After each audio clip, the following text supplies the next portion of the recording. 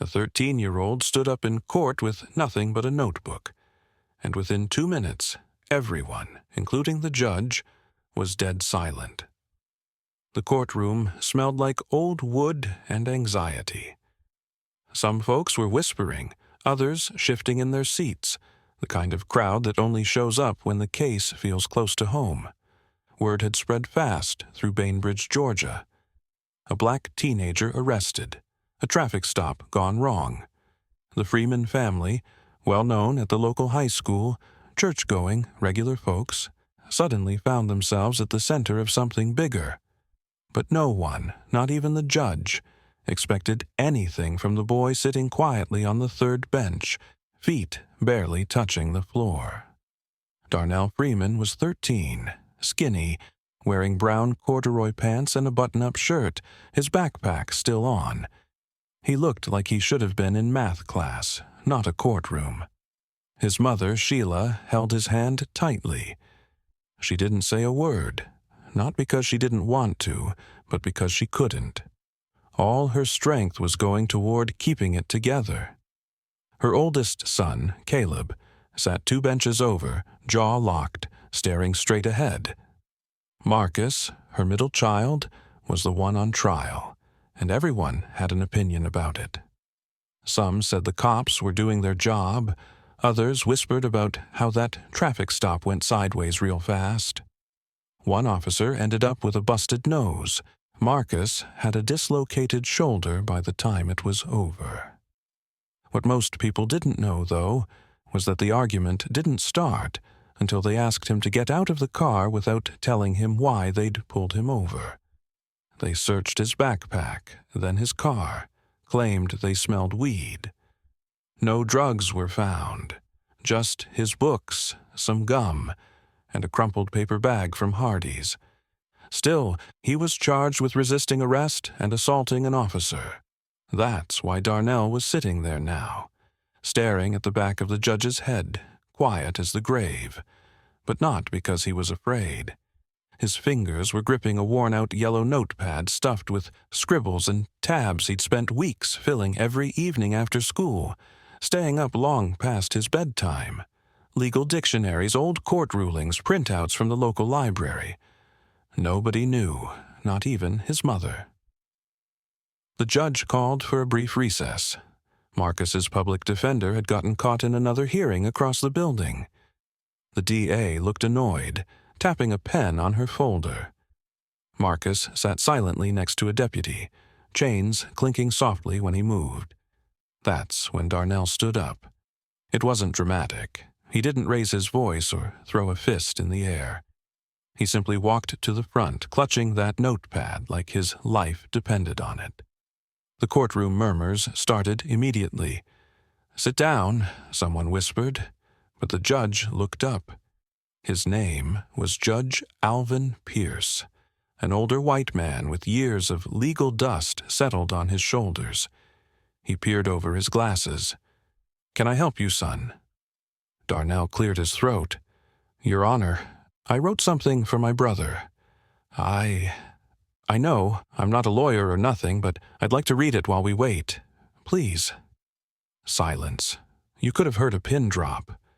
Sheila stood up, whispering, "Baby, no." But Darnell didn't look back. He kept his eyes forward, calm, focused. The judge studied him for a few seconds that felt like minutes. "This is highly irregular," he said, glancing at the DA.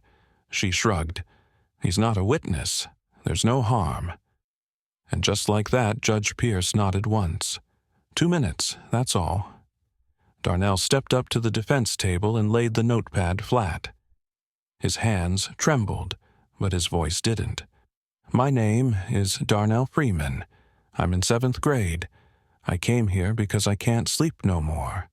I kept thinking, if I don't say nothing, maybe nobody will. My brother didn't do what they said. But even if you don't believe that, what they did to him wasn't right." Murmurs again.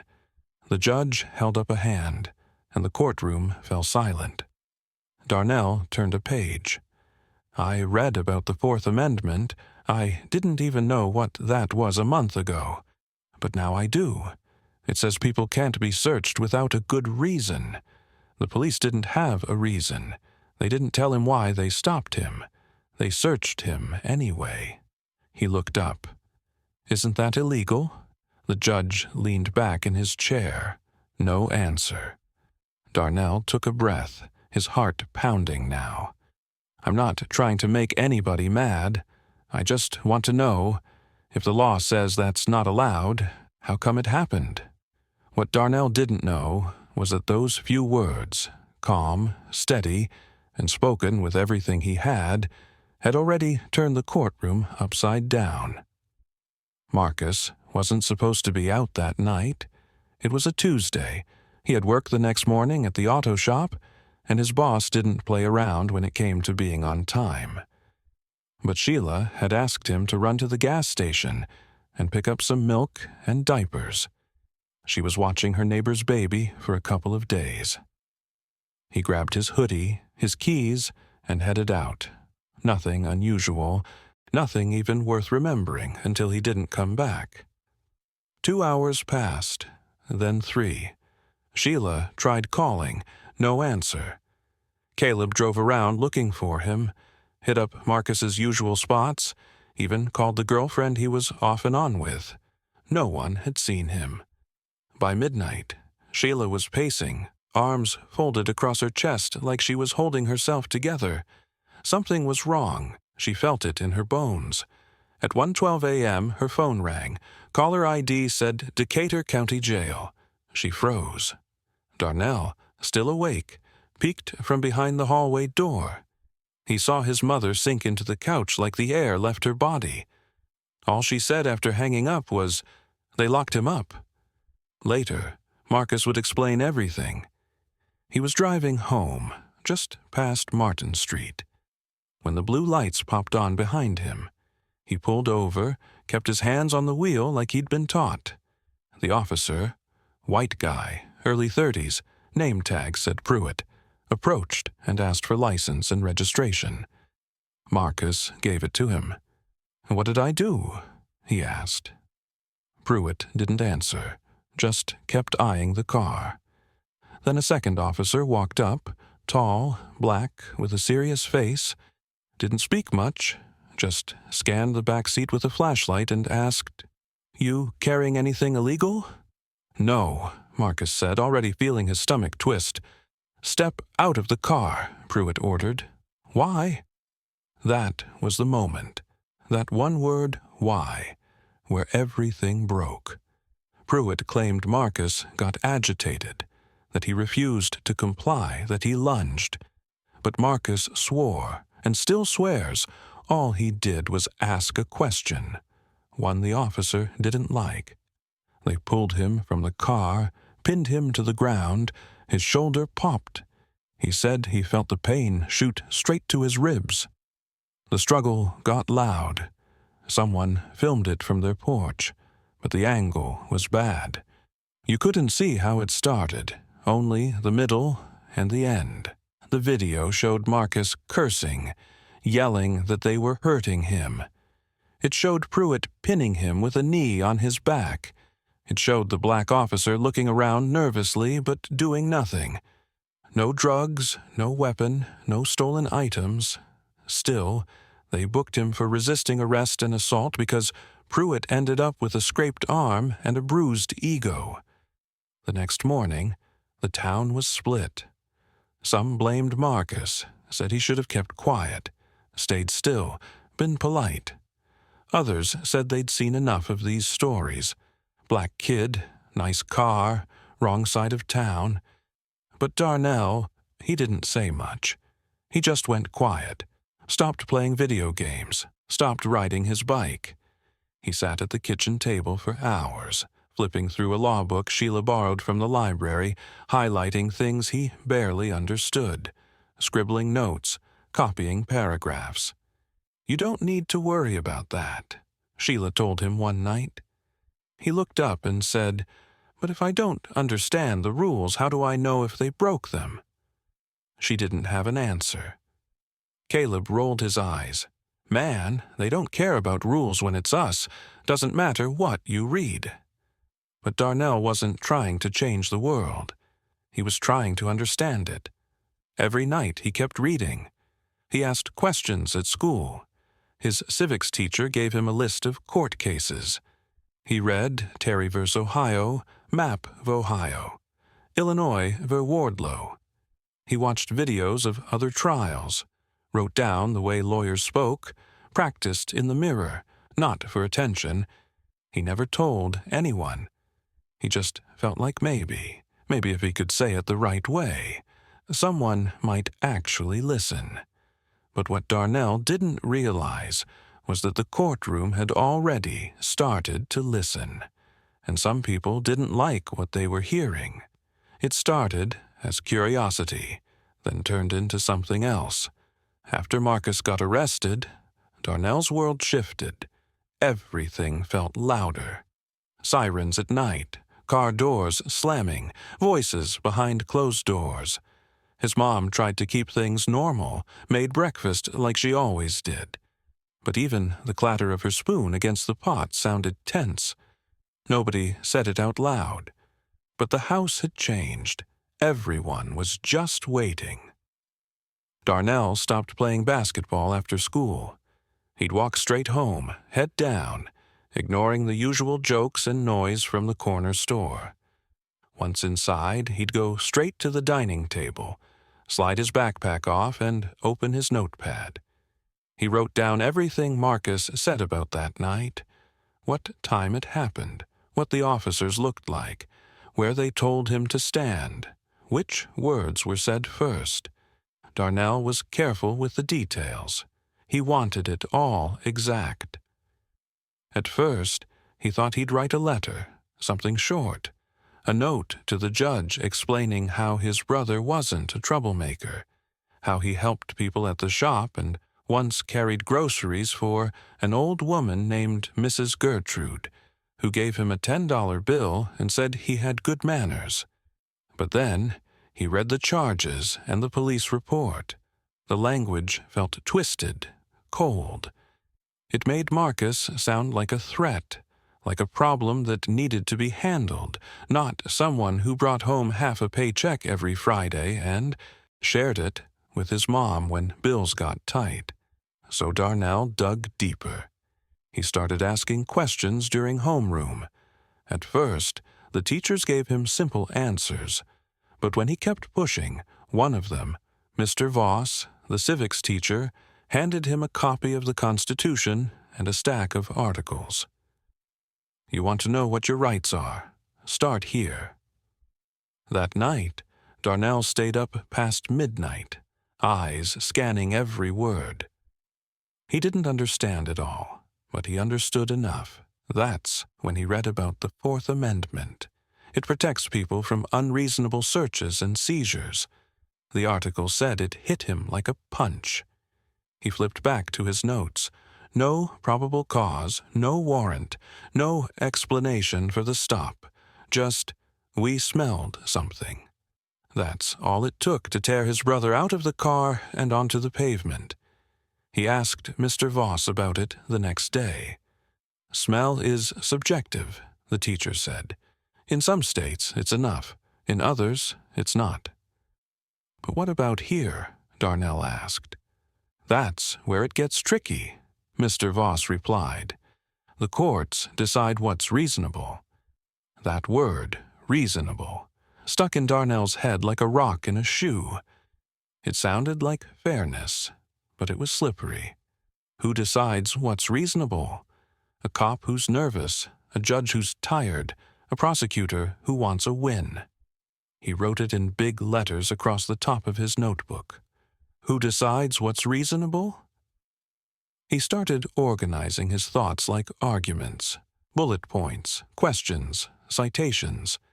Every time he found a case that sounded similar to Marcus's, he wrote it down, then practiced reading it out loud in his room, staring at the wall like it was a jury. Sheila caught him once. He was pacing, holding his notebook, whispering something about probable cause. She stood at the door, arms crossed, watching. He stopped when he noticed her. I just want to help, he said softly.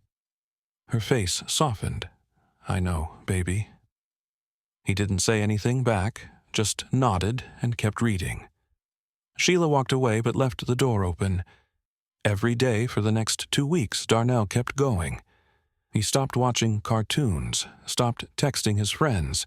He cared more about Terry V's Ohio than whatever dance was trending online. He even watched real court hearings on YouTube, memorizing how defense lawyers spoke, how they structured their arguments, how they paused before making their point. He didn't want to be a lawyer. He wanted to be heard. And when he saw Marcus in court for the first time, orange jumpsuit, head down, face bruised, something hardened inside him. Nobody was going to tell his brother's story better than him. But the more Darnell prepared, the more he realized how dangerous it can be when truth doesn't match what people want to hear. Darnell hadn't planned to speak, not really. He brought the notebook because it felt like armor. Pages and pages of words he could control in a world that didn't care what a 13-year-old had to say. He just wanted to be close enough to see Marcus, to feel like he was doing something. But when the judge said the public defender had been delayed and they'd have to pause the hearing, Darnell felt his legs move before his brain caught up. He stood, walked to the front, notebook in hand. Now, standing behind the defense table, every pair of eyes in the room burned through him. The room didn't feel big before, but now it stretched forever, the lights overhead buzzing hot, his mouth dry. He took a small breath. Judge Pierce gave him the nod. "Go ahead, son." Darnell opened the notebook and read, but not like a nervous kid stumbling over a school essay. His voice was soft but steady, the way someone sounds when they've practiced in the mirror until they stopped stuttering. "My name is Darnell Freeman. I'm not a lawyer. I'm in the 7th grade. I know I'm not supposed to be standing here, but I also know what happened to my brother isn't just his problem, it's mine. It's my mom's, it's everybody's when the rules aren't followed." He paused to let that settle. Eyes flicked around the courtroom. A few jurors leaned forward. He turned a page. "I've read about search and seizure laws. I've read about what's allowed and what isn't.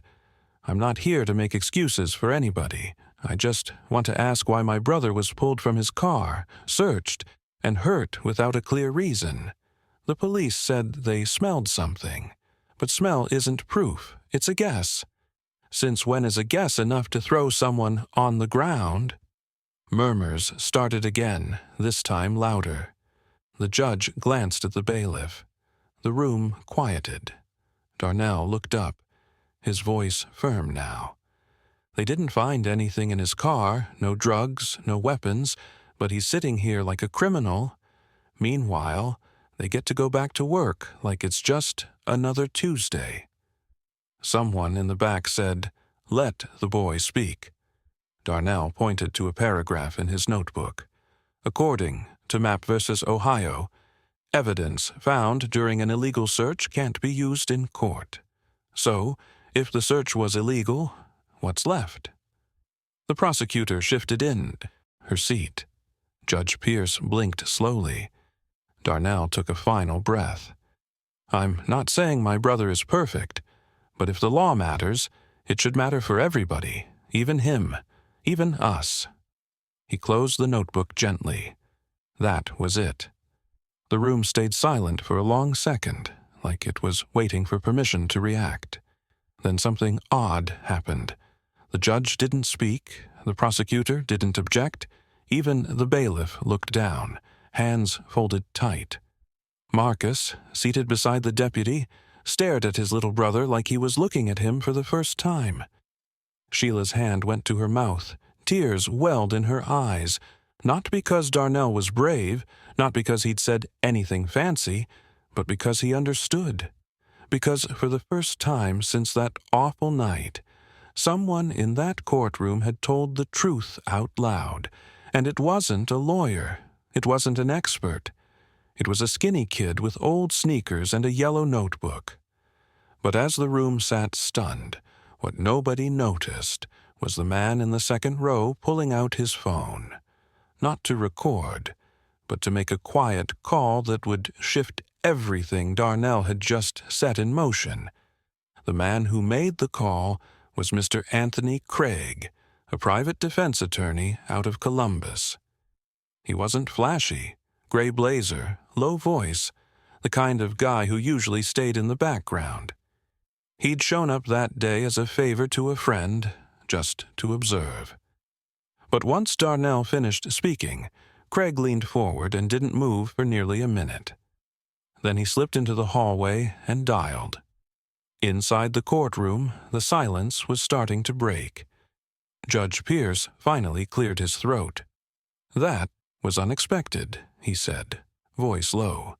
"Young man, I appreciate your preparation. However, we'll wait for Mr. Banner, the appointed counsel, to proceed before any further comments are considered relevant to the case." Darnell gave a small nod and returned to his seat, notebook tucked under his arm like a shield.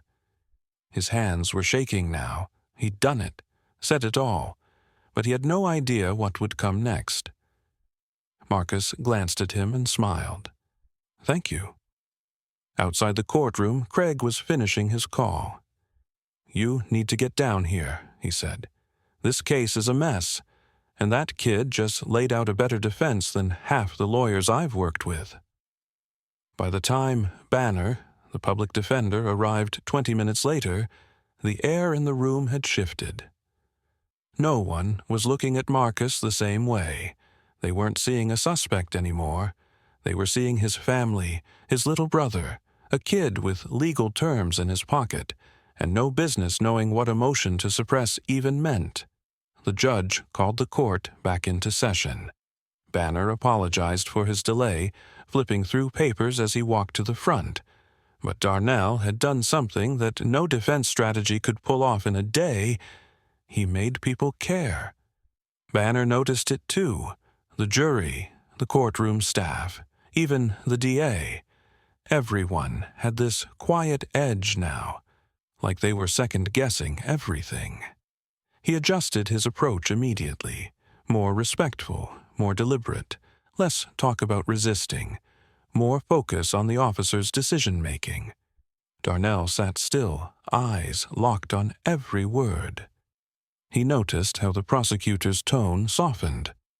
She stopped speaking in absolutes, started saying things like, "if the jury believes," and "depending on how the court interprets." It was subtle, but Darnell caught it. Craig stepped into the back of the courtroom just as the afternoon session began. He stood there for a while, arms folded, watching Banner try to catch up. Then Craig asked the bailiff for a word with the judge. What happened next caught everyone off guard. The judge called a recess. Behind closed doors, Craig offered to represent Marcus pro bono. He laid out his concerns about the inconsistencies in the officer's report, brought up the absence of body cam footage, cited Darnell's testimony, unofficial but undeniably powerful, and its impact on the jury's perception of fairness. Judge Pierce listened, and while he didn't commit to anything yet, he agreed to allow Craig to join as co-counsel moving forward. When court resumed, Craig walked in and sat beside Marcus. People turned in their seats. Sheila blinked in confusion. Caleb nudged her and whispered, "Who's that?" Darnell just stared. Craig gave a slight nod toward him. That was all. Back on the record, Craig's first move was to file a formal motion to suppress the evidence obtained during the traffic stop. He cited Darnell's observations, repeated them with legal weight, and requested the judge reconsider the admissibility of the officer's actions. It wasn't just a legal maneuver. It was a message. This case wouldn't slide by unnoticed anymore. That afternoon, for the first time, Officer Pruitt looked nervous. He adjusted his tie, cleared his throat too often. When asked about the reason for the stop, he repeated the same line. "I smelled marijuana," but his voice wavered slightly. Craig asked a simple question. "Can you describe the smell?" Pruitt blinked. "Excuse me? You said you smelled marijuana. Was it fresh, burnt, sweet, pungent? Be specific." There was a long pause. I assumed it was marijuana. That's what it usually is. But did you confirm it before searching the vehicle?" Pruitt glanced at the prosecutor. Craig didn't press further. He didn't have to. Darnell, sitting on that hard bench with his fingers crossed, had no idea just how far his words had already gone, and how much farther they were about to take him. By Thursday, word had spread across Decatur County like rain on a tin roof. Not about Marcus, not about the stop, about Darnell. People were whispering in the courthouse halls. Teachers at Darnell's middle school pulled him aside with cautious smiles. A local reporter called the house twice. Sheila hung up both times. She didn't want her baby dragged into the spotlight, but it was too late for quiet. The story had legs. A 7th grader standing up in court, quoting the Constitution, that doesn't happen every day. Meanwhile, Craig was digging. He submitted a request for all body cam and dash cam footage from the night Marcus was arrested. The department said the dash cam malfunctioned, and only one officer's body cam captured partial video, starting after the search had already begun.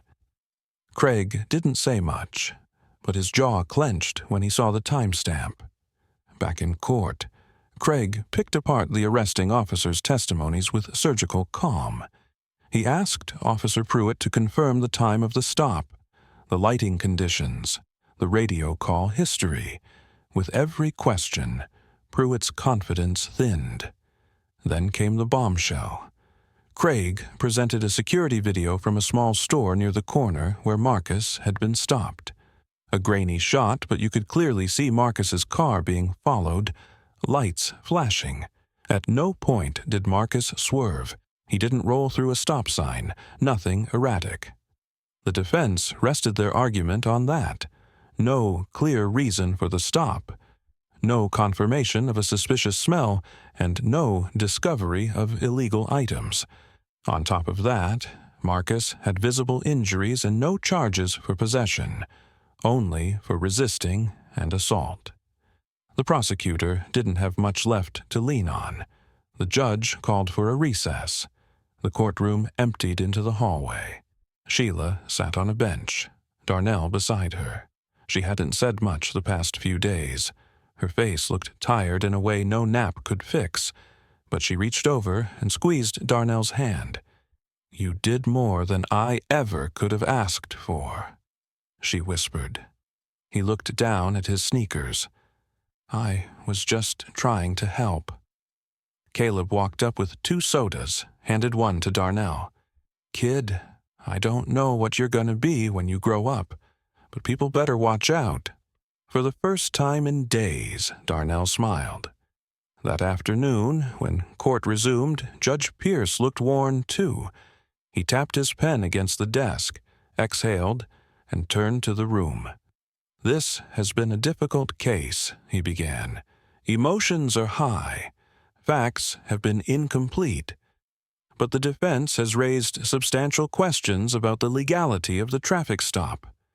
Given the lack of clear probable cause, the missing video evidence, and the conflicting testimonies, I am granting the motion to suppress all evidence obtained during the stop."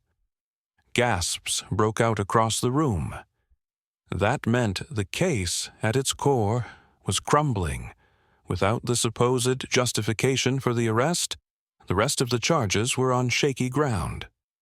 The prosecutor asked for time to reassess.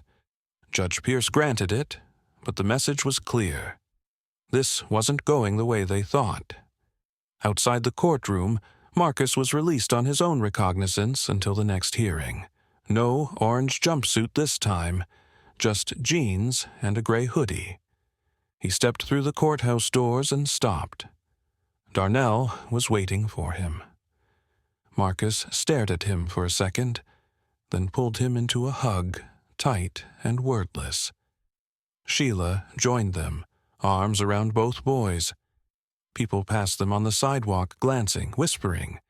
Craig walked past with his briefcase, gave Darnell a small nod. "You shook the ground under this courthouse," he said. "Don't forget that." But while the Freeman family finally breathed for the first time in weeks, what none of them saw was the quiet email being drafted inside the DA's office, an internal review request that could ripple far beyond their case. The charges against Marcus weren't dropped that day, but the weight of the case had shifted, and everyone could feel it. Over the next 2 weeks, the district attorney's office stalled, papers shuffled, meetings were held behind closed doors. Officer Pruitt was placed on desk duty pending review. No official statement was made, but behind the scenes, the story was unraveling. Marcus had to return to court once more. The air was different that morning, tense but not angry, just full of eyes watching, waiting. 2 reporters stood outside, scribbling in small notebooks, asking too many questions. One cameraman tried to get a shot of the family. Walking in, Sheila kept her head down. Darnell kept his hand in his pocket, gripping the edge of his notebook like it was a rope in a storm. Inside, Judge Pierce reviewed a new motion. Dismissal without prejudice. It meant the case wouldn't move forward, at least for now. The prosecutor admitted that the integrity of the initial traffic stop is under review, and continuing with the trial wouldn't be in the interest of justice at this time. It wasn't a full win, but it wasn't a loss. When the gavel hit the desk, Sheila finally exhaled. Afterward, as the family exited the courthouse, Darnell stayed back for a moment. He looked up at the bench where the judge had sat, still trying to process how everything changed in a matter of days. A kid with no law degree, no suit, and no authority had said something that shook the whole room, not because it was loud, but because it was true. Craig found him just before they left. "You ever think about being a lawyer?" he asked. Darnell shrugged. "I just wanted them to listen." Craig nodded. "That's where it starts." They walked out together. Back at home, life tried to settle. Marcus returned to work at the shop. Sheila started humming again in the kitchen. Caleb went back to teasing Darnell about his worn-out sneakers and dusty notebooks. But Darnell, he wasn't the same. He still rode his bike after school, but now he carried a backpack with 2 books, one for school, one for law. He didn't talk much about the courtroom anymore. He didn't have to. People around town remembered. One morning, his school principal called him into the office. "We're proud of you," she said, smiling. "You reminded a lot of people that age doesn't decide whether what you say matters." Darnell sat there, feet swinging slightly under the chair, unsure of what to say.